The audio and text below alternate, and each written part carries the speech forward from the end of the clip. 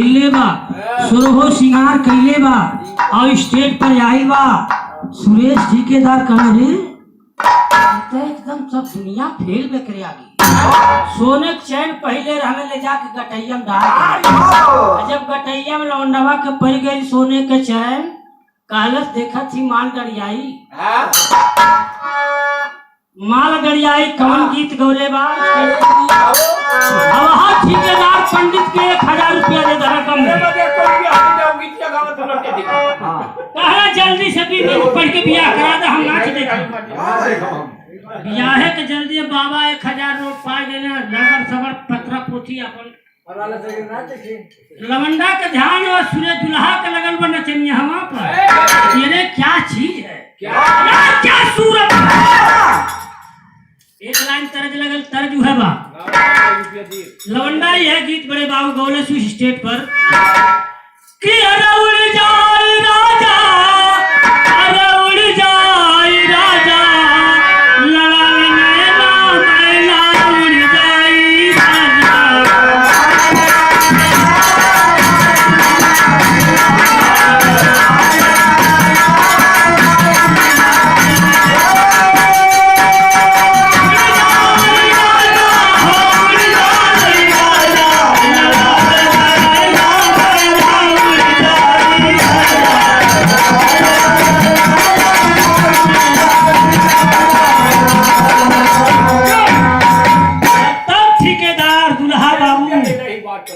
नमस्कार भैया, आशीर्वाद के कहना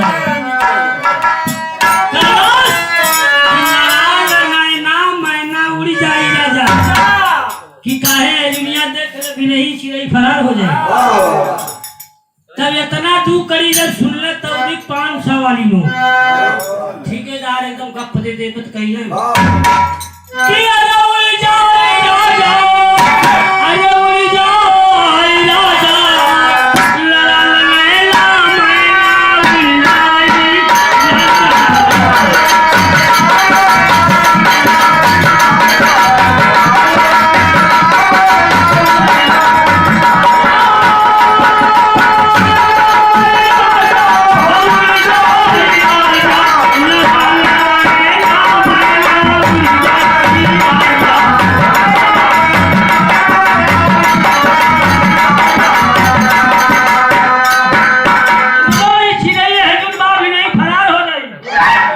कि मैना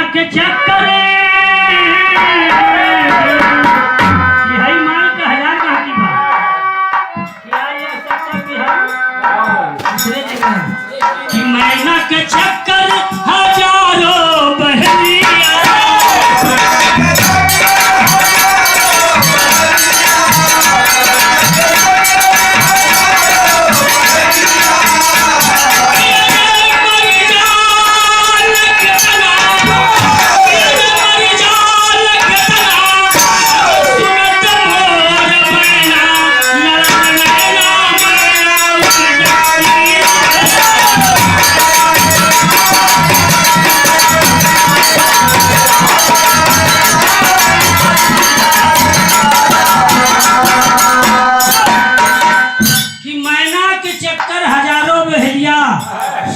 इनाम दाना सब 1000 वाली नोट पहले चलल रहा जो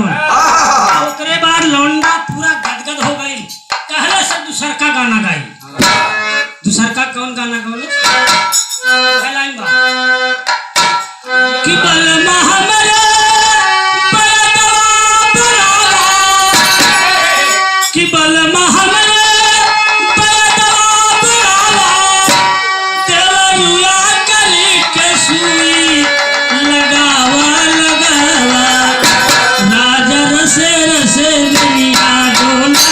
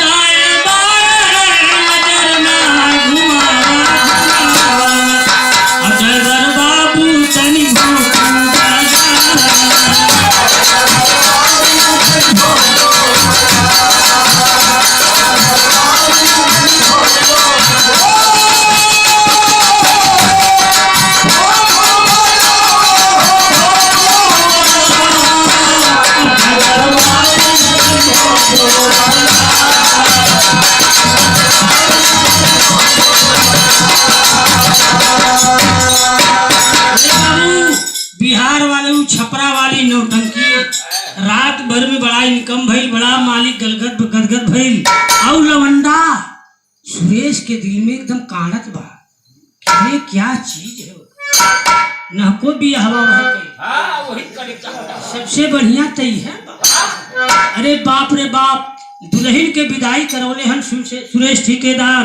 ले जाके घरे पहुंचौले हन और उठौले हन गाड़ी मोटरसाइकिल बुलेट उठौले कहाँ गई हैं कि लौंडा के क्वार्टर जो छपरा में जहाँ सट्टा बने दरवाजा खटखटावत हो कह के हवा कहना रे हम है कह के कहना सुरेश ठेकेदार कहने तुहार से सट्टा हमने निपका दे कहाँ आए कहने रे हम जी अब नहीं तुहरे बिना कहने रे कौन भाषा कहना हम कहने देखा तू दुल्हन विदा करा के तुम्हें घरे रह चाहिए इतने रात के यहाँ तुहार सट्टा हमने निपका दे कहने तुहरे बिना हम जियब ना पापट लगाओ।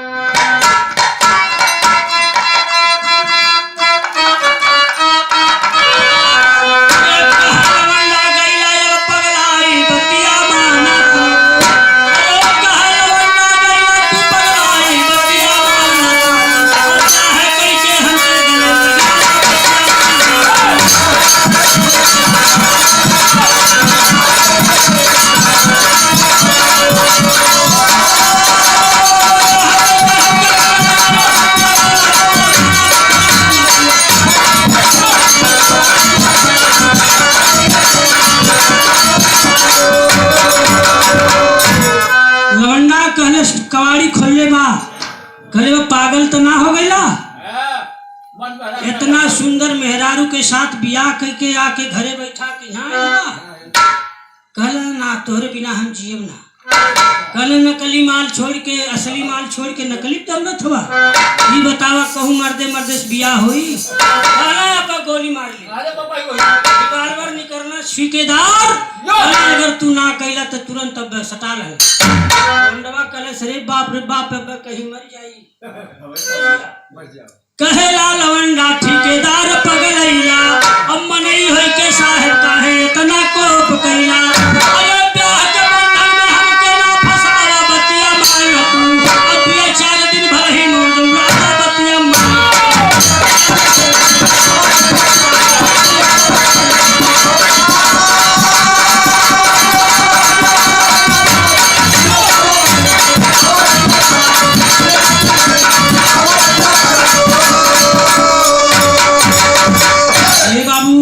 यह सुरेश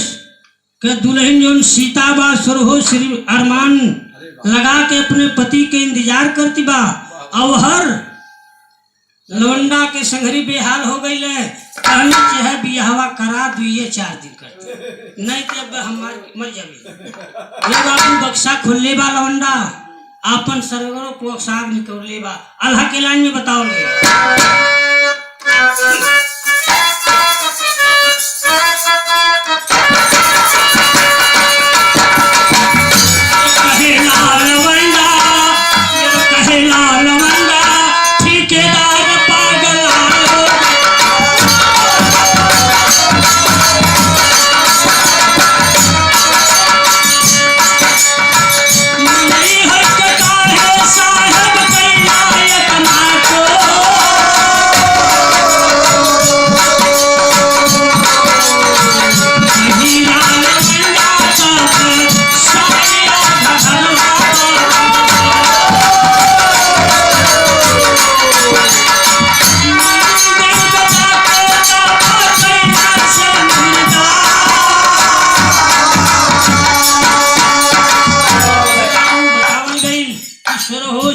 सजौले बा नचनिया लौंडा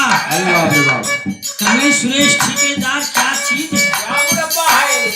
ओकरे बाद मंदिर में ले जाके ओकरे मांग में सिंदूर डाल दहन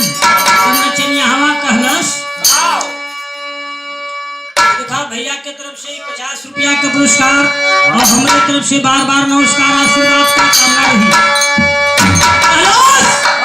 ये बियाह हो गई हमारा और तुहार मर्दे मर्दे में, लेकिन बतावा एक म्यान में 2 तलवार कैसे रही। कहे तू हाँ करा उन्हें 1 मिनट में उड़ा दे। कहेला लवंडा कैसे तुहरे साथ चलबे पहले अपने दुल्हन के हटावा सीमा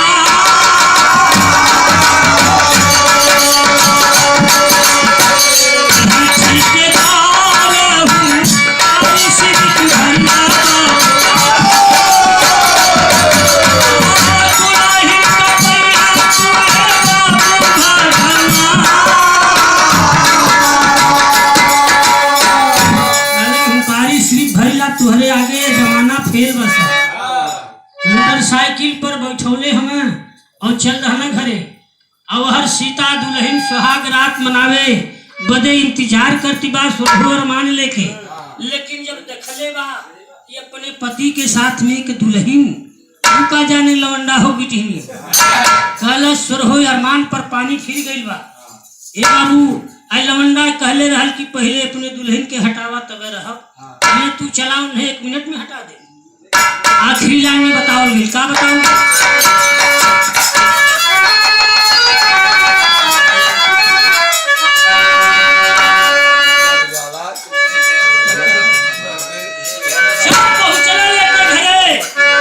सीता इंतजार करत बा लेकिन ये बाबू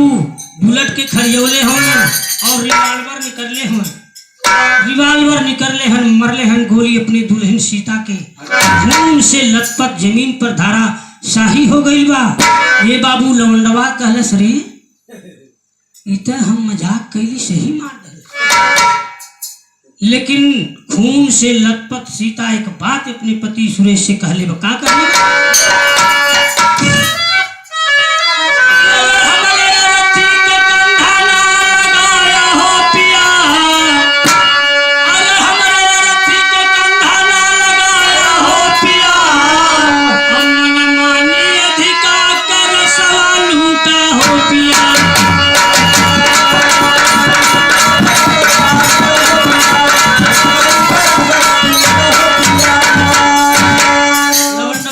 हमरे करती दुल्हनिया मार दहलस। ए बाबू नचनियावा कहलस सबसे बड़ा कलंक का हम हो गई कि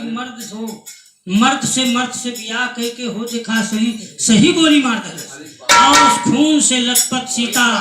कहलस कि मार दहला हमें बकी ठीक मेरे अर्थी को कंधा मत देना मन मानी अधिका कर रसवा लूटा हो पिया और हमरे अर्थी के कंधा ना लगा हो पिया खींच लिया पिस्तौल ठेकेदार से लवंडा सबसे बड़ा कलंक के मर्द का जन्म लेके हम ही हो गई खींच लिया पिस्तौल ठेकेदार से लवंडा और मार दहस गोली ठेकेदार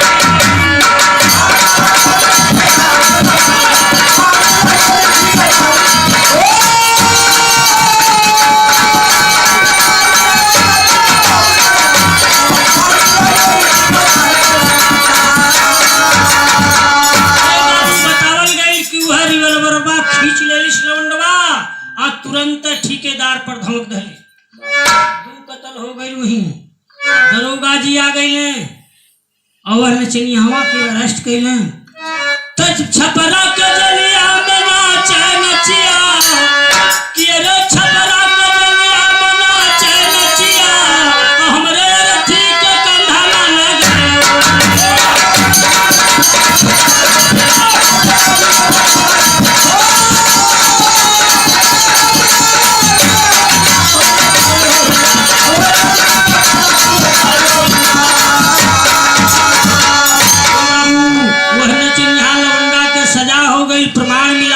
छपरा के जेल में भी है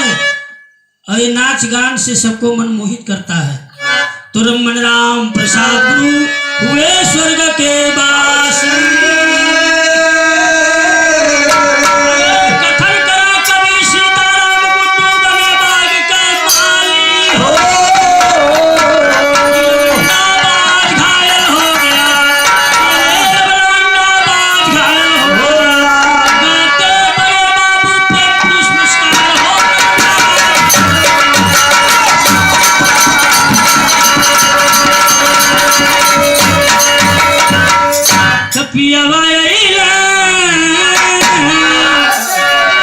दिखा एक दुल्हन